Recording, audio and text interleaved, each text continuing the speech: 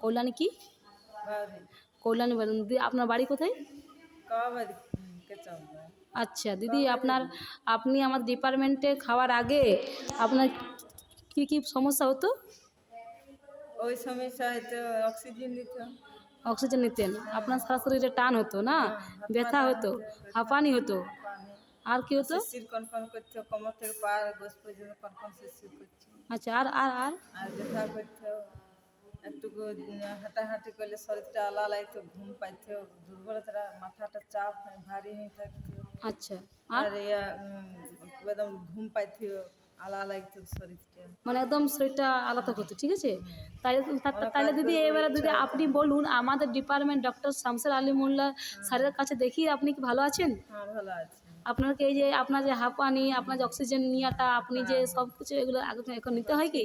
না না, হয় না নিতে হয়। আচ্ছা, তাহলে আপনি কি বলছেন যে আমাদের ডিপার্টমেন্ট থেকে আমাদের স্যার ভালো? হ্যাঁ, ভালো। এখান থেকে আপনি খেলে ভালো হয়েছেন তো? হ্যাঁ, অনেক ভালো। আচ্ছা ঠিক আছে, ওকে দিদি।